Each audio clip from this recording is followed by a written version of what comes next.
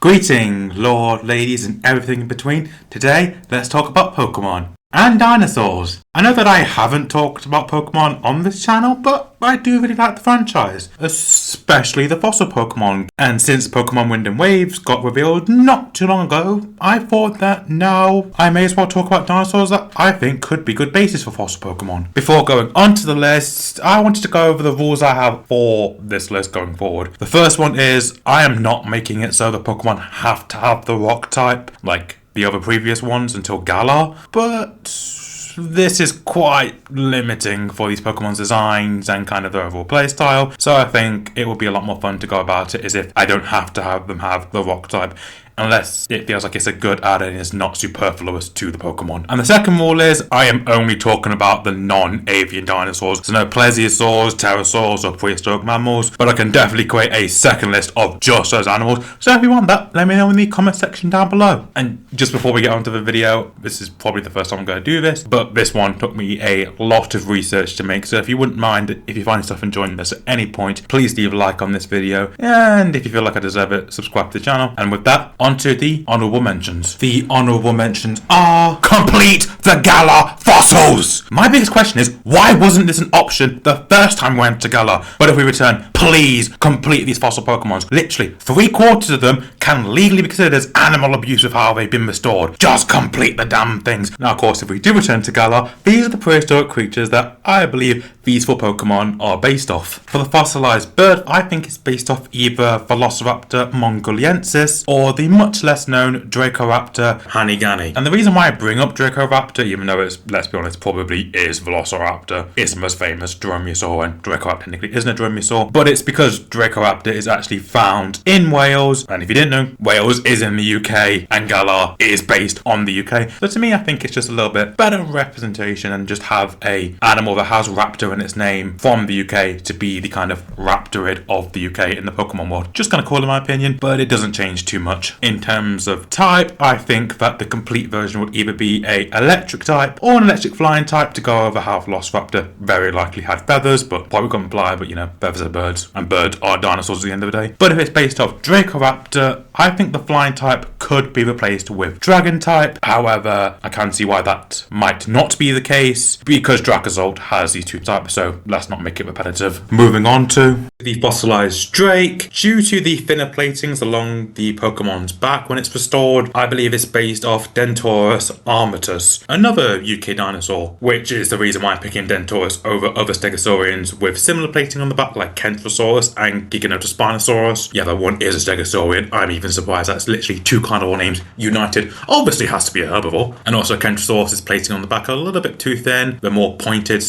and the Pokemon has more curve to the spine, so I feel like Dentorus is just a better pick. In terms of typing, I definitely think the completed version will keep the dragon type and potentially gain the grass type, but again, it doesn't have to because stay a pure dragon. Now on to the first Galar fossil that is not a non-avian dinosaur. We have the fossilized fish, which, let's be honest, that is very obviously based off Dunkleosis terralinear. And I think this is because of the shape of the jaw of the Pokemon when it's restored. That is literally a Dunkleosis' jaw, just without any bony plates over it. And also there's the fact that Dunkleosis is probably one of the most famous prehistoric fishes behind Megalodon. The completed version of this Pokemon would keep its water type, and I think it would also gain the steel type in reference to the bony plating that Dunkleosis is known for, just making it so it's Pokemon with steel instead. And it's very easy to come up with a reason for this by simply saying that completing the Pokemon made it so the metal plating can now be expressed, but when it was united, again, in my opinion, very wrongfully with the other fossilized Pokemon, it just had to pick between one of those, so we kept the water because it's more of a fish and the steel's more of a plating over it, so it's a very easy reason to come up with why the steel plating is now being expressed. Finally is the fossilized dino. This has been kind of the hardest for fans to figure out because I've seen a lot of fan art going either way. Some think it's based off an Elasmosauridae and others saying it's a Mosasaurian or a Pliosauridae, but looking at Archozolt and Arctofish, they both have really big tail fins which in my opinion are way more reminiscent of Mosasaurians evolutions over the more stump endings Elasmosaurian tails have. So for that reason, definitely think it's probably likely a Mosasaurian, but again, hopefully we have a completed version to either confirm or deny this. But I'm going for Mosasaurian for now. In terms of type, I think it should definitely be an ice type, but I'm not sure whether it would have a secondary typing or what that would be.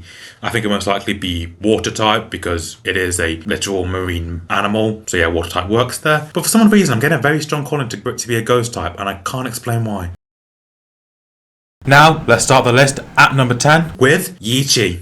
Yep, that is an actual dinosaur's name, and if you think that's weird, just look at another member of its family, Epidectictorex Huan. Yeah, these guys are strange. Going back to Yi, it was a Scanstornioptid from the Middle Jurassic period, and the holotype was found in the Taijian Formation in China. And as many of you have probably noticed by now, it has a very distinguishing feature, that being the two wings that are made up of stretched skin membranes rather than feathers, which most birds are known for. And yes, this is practically the closest we're going to get to a wyvern in the fossil record. Even though it's more of a cockatrice, it's still technically a dragon. Come on, guys. This is literally probably the closest we're going to get. And do not bring up that inane theory, yes, I'm using air quotations, no, you can't see me, about T-Rex having wings, as Yi's anatomy literally proves it's impossible for T-Rex to have wings. It literally does not have a keel. Looking at the fossil of Yi, you'll likely notice these rod-like structures coming from the arms. In between these rods and the manual digit were patches of membranous tissue were originally found on the holotype, likely meaning that these wings were made up of skin instead of feathers, like I said earlier, which is really interesting. However, it is widely debated whether these feathers are capable of powered flight or just simply capable of gliding, kind of similar to Microraptor in Planet Dinosaur.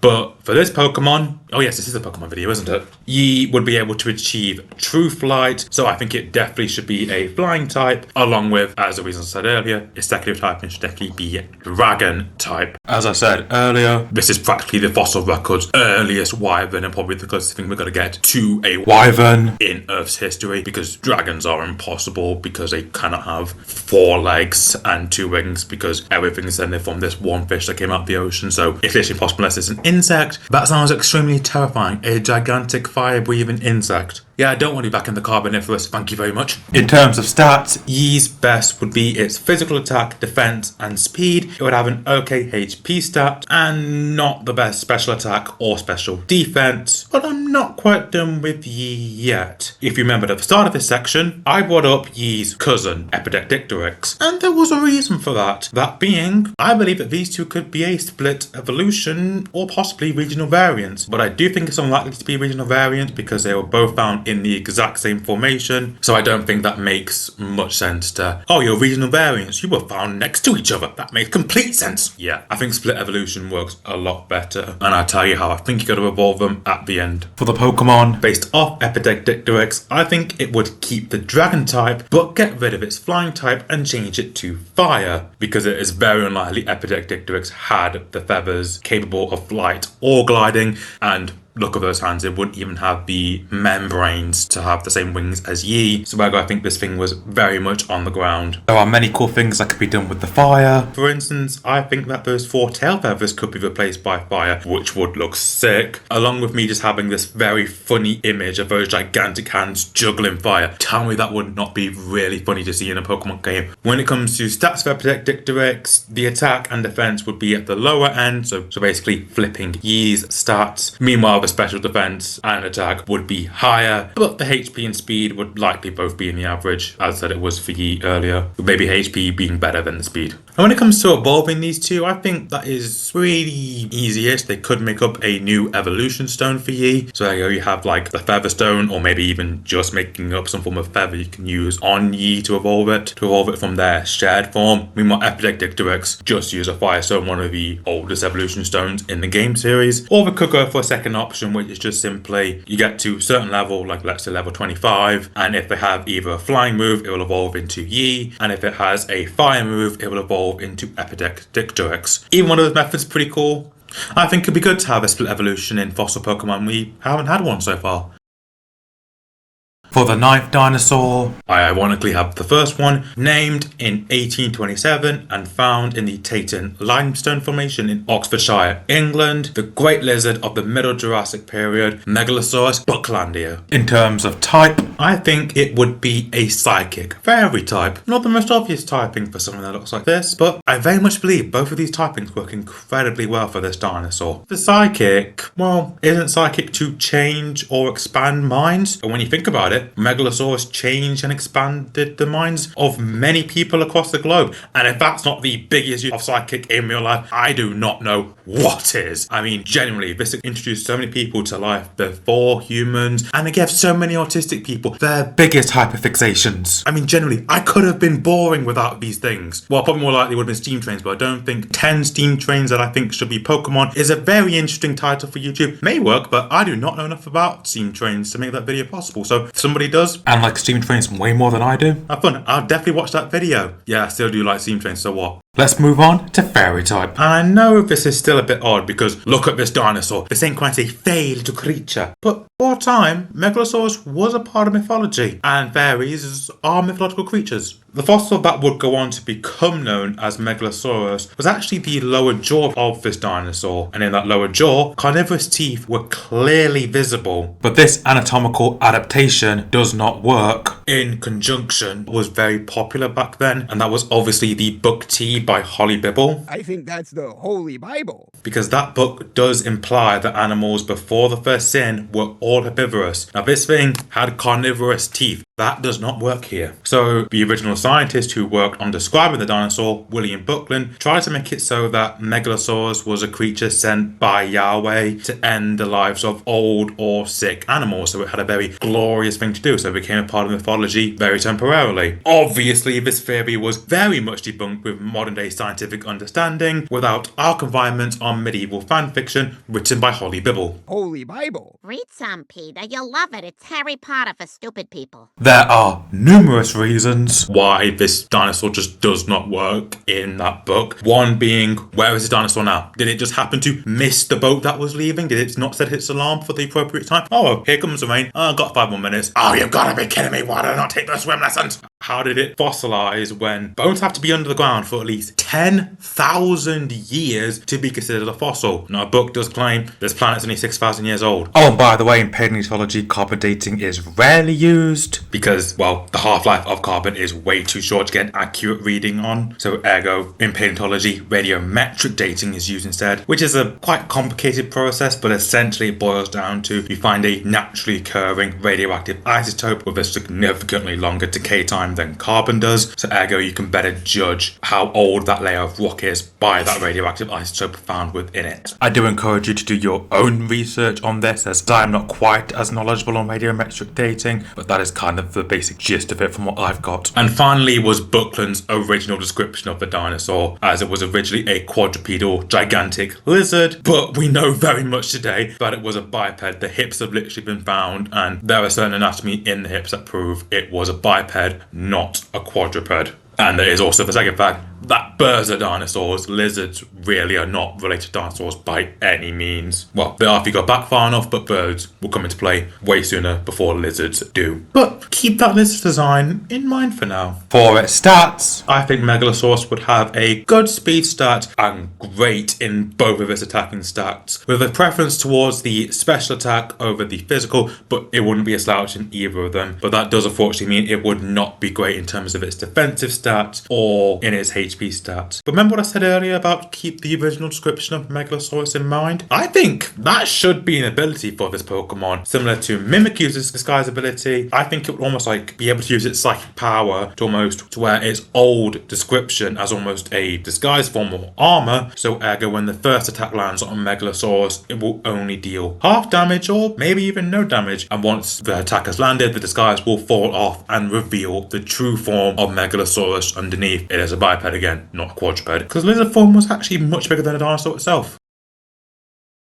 At number 8 is the dinosaur with more horns than Triceratops, but still not the most horns in the horned dinosaur family. Geez, the top record is 15 with Cosmoceratops. So going with a little bit less here, I have the spike lizard from Canada, Styracosaurus albertiensis. Now, I am aware that there already is another horned dinosaur that is already a Pokemon line, that being Shieldon and Bastiodon, which are of course based on Chasmosaurus belli. But the way I see this working is that Styracosaurus would be the sword to Bastiodon's shield, because look at its face, that central horn is borderline perfect to be a sword, or more accurately, a spear, an electric spear. In terms of type, I think Styracosaurus would share the steel type with Bastiodon, but I think its secondary type should be electric, with those horns on its frill potentially operating as lightning rods and that central one acting as a conductor. And I think it would be really cool if they came with a new move called Lightning Spear that this Pokemon could learn, in order to make up for the fact that this dinosaur never got to use that move card in Dinosaur King. Why? It was in the egg capsule when it was found, but it had to be washed away before the Styracosaurus got struck by lightning. And then it got captured and never got to use it for the whole series. Just perfect! Anyway, I think this would be a very good way to make up for that mishap in the series. Please make it happen. In terms of stats, I was originally going to make it a bit more of an inverse of Bastiodon, but I don't think that's really going to work. Yes, the attack and special attack would be very high, but not quite as high as Bastiodon's defense if you inverted it to make it an attack. I think some of the points should instead go to Styracosaurus' speed stat, but it would still remain relatively low in the defensive stats and rather average in its HP. So the way you want to play this Pokemon is by hitting your opponent like a thunder bazooka, lightning striking your opponent with this Pokemon, and potentially electric charging your way to victory.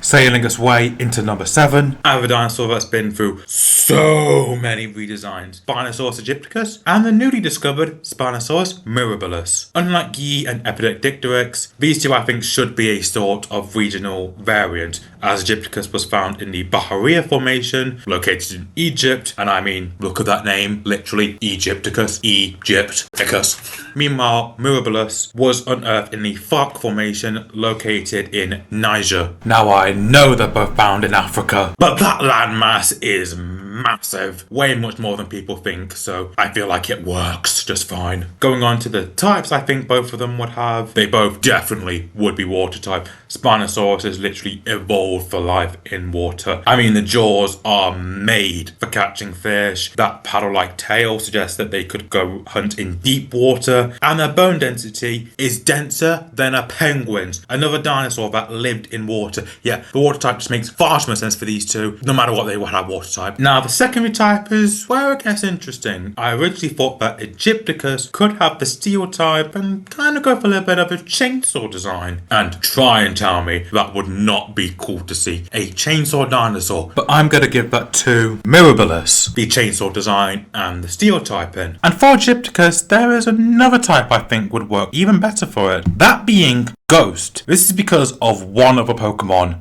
Cophaguigus, and the reason for that is because it's based off a sarcophagus, where a sarcophagus is mainly used for burials, Egypt. And as I said earlier, look at the full name of this Spinosaurus, Egypticus. Egypt is right there. So I could imagine this Pokemon being covered in mummification bandages with some form of headwear and jewels of pharaohs, and honestly, they go all out with the Egypt design for Aegypticus and, as I said, the chainsaw design for mirabilis. And this is why I said there'll be somewhat of regional forms, or more like chronoforms. As the way this could work is something along the lines of people from a far-off region based off Egypt worshipping an ancient crocodilian head Pokemon, that would be Spinosaurus mirabilis, and they try to perform a ritual to bring back the Pokemon, likely involving Cophaguigus, but something goes wrong where mirabilis loses steel type and gains a ghost type, maybe becoming a bit more violent in this ritual, but I think this still could be pretty cool and a very good explanation. And again, ghost type works really well here in my opinion, especially as I don't think for actual fossil Pokemon ghosts work because they've been brought back to life. Ghosts normally aren't brought back to life. In terms of stats, I think both of them would be borderline all-rounders, but mirabilis would have a bit more of a preference for its attack stat because its body is literally a saw, and I think it would also have better speed because the skull of mirabilis is less robust than Aegypticus, so it's a bit more lightweight, so in my mind at least it could make it a bit faster than Aegypticus, or Aegypticus would be pretty much all-rounder. For the sixth dinosaur, I have the second dinosaur discovered in another case of hilarious early reconstructions. I mean, this one literally looks like an iguana. I mean, it makes sense. We are talking about Iguanodon Berntiniensis. And can I say, I really like Netflix's The Dinosaur, showing the Edmontosaurus absolutely battering the Asdarkid in the show. I mean, as paleomedia goes, we very much depict hadrosaurs, ornithopods, and ornithomimids as just these defenseless, stupid fodder animals that only form of defense was just to run away. But that's really not true, especially in Iguanodon's case, as the most distinguishing feature about this dinosaur are those iconic thumb spikes, which scientists say one of the uses of these is defense, and it's for that reason I think that Iguanodon should be just a pure fighting type. None of this grass fighting, none of this steel fighting. This dinosaur should be just pure hands, ag pure thumbs. And guess what? You're getting the most deadliest thumbs up ever. With its stats, as I think you could probably tell by that, I think its best would be its physical attack and it having very, very good defensive stats. Average HP and speed, but incredibly low in its special attack. Again, this thing ain't hiding. This thing is coming out onto the field and absolutely walloping anything that gets in its way. Disney's dinosaur would definitely have ended a lot differently if the Carnotaurus was true size. And I've seen some of that fan art. It is so good. Freezing its way into number 5, I have the cold-crested lizard from the early Jurassic Antarctica, Cryolophosaurus illetii. When it comes to its typing, I think it should be a dragon ice type, a pretty unique typing in Pokemon, as literally only 2 Pokemon have it, one of them being a legendary, the other one being a pseudo-legendary. I think these type combinations are quite legendary. Now, I am aware that during the time of Cryolophosaurus, that Antarctica wasn't quite the frozen wasteland that it is now today. In fact, it used to have quite lush conifer forests, but cryo literally means icy, cold, or freezing in Greek. So yeah, ice type works well, and dragon is just because it's cool. I like the dinosaur, it's my personal favourite. I'm making a dragon type my favourite typing. Now, I do think a problem does come with this Pokemon, that being Amora and Amorous, as in for the Y entry for Amora, it says that this Pokemon lived in a cold land where there were no violent predators like Tyrantrum, but I do think there is a way around it. This is because Dex entry says violent predators, but what if Cryolophosaurus was more of a cunning predator instead? Again, I'm very over dinosaurs being showed as dumb creatures that can't think ahead. They are probably very smart. I know Triceratops has a small brain, but it's a herbivore. Herbivores don't need that much brain power. Carnivores, however, we need a lot of brain power to figure stuff out. Our food source seems like running away. Apparently it doesn't like getting eaten. I mean, I don't know why. And if Cryolophosaurus was able to use the ability of Amorous and Aurorus against them, that being their ability to create auroras, which have been stated in a few of their dex entries. So what if Cryolophosaurus was able to use the crest on its head to create auroras, luring in Amorous or Aurorus, and then end them? I mean, honestly, that's quite a sick use of the crest of this dinosaur. We don't truly know what they were for, but as also this dinosaur is otherwise known as Elvasaurus, which was a showman, this dinosaur making a show in the night sky, I can't think of anything else a bit more showmanistic than that. In terms of stats, I think it would have a very high special attack and speed, average HP, and the physical attack and defensive stats would be below average, but still relatively high. Yeah, this thing is essentially a nice cannon. Charging into our 4th spot, I have the meat-eating bull from Argentina, Carnotaurus sassataria. In terms of typing, I think this Pokemon would be a rock dark type. Rock because I actually think it would be cool for the horns to be made out of rock over something like steel. I just kind of like how they could go a bit more primitive with the rocks over, say, something like steel horns, and it would help divide it from something like Tauros, who has pretty much normal ones. The horns being made out of rock is just so much cooler. Meanwhile, the reason for the dark type is a little bit more obscure, and this is to me a reference to the Jurassic Park Lost World book by Michael Crichton. In this book, Crichton depicts a very creepy scene taking place at night with a pair of Carnotauruses hunting the protagonist, when a disturbing revelation takes place, and that is the Carnotaurus could perfectly camouflage themselves, intermixing with the island's natural flora and even InGen's unnatural corporate building design, perfectly blending in to interlocking fences.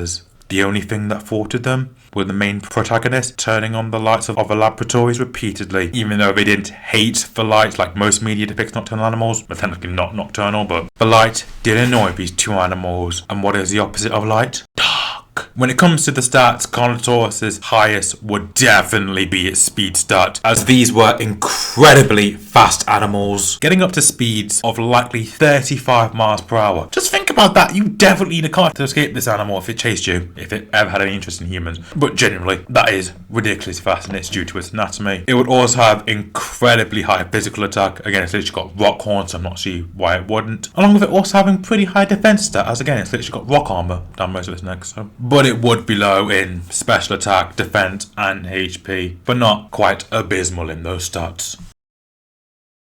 Coming in at number 3, I have one out of the 2 dinosaurs that we can strongly say we know what it sounded like. So when you see those TikToks or shorts that say what dinosaurs actually sounded like, just know they are likely just slowed down bird calls, unless they use the near-crested lizard Parasaurolophus wakariri. Or Pecanosaurus gangarini. But we're talking about Parasaurolophus here, just to make that clear. In terms of type, this Pokemon is very interesting. I mean, it should definitely be grass type, but its secondary type is a bit harder to say, as there is no sound type in the game. So I had to look into the Pokemon that are sound related. These are the Exploud line, Chatot, Metaletta, the Noivern line, and finally, Toxicity line. Most of them are the normal type, with the exception of Noivern and Toxtricity. Noivern is pretty easy to write off, but Toxtricity is quite interesting because of its electric type, and a grass electric type is something we haven't seen that often, and I think would be so much cooler for Parasaurolophus to be a grass electric type over a grass normal type, but either works in my opinion. Parasaurolophus would have great physical and special defense, so I think it should be a defensive nightmare to deal with. Good special attack, it would have quite average HP to maybe even above average, and relatively low physical attack and speed. Essentially, this thing is a defensive wall, can hit back from afar, but shouldn't be too high in HP because then otherwise you're never getting rid of it. For number 2, I have a member of a family of dinosaurs that really doesn't get much representation in paleo media, that being the Megaraptorian Maip Macrothorax, or if there are 2 of them, you could call them a meep meep. Before I say what I think this Pokemon's type would be, let me just say what Maip's name is referring to.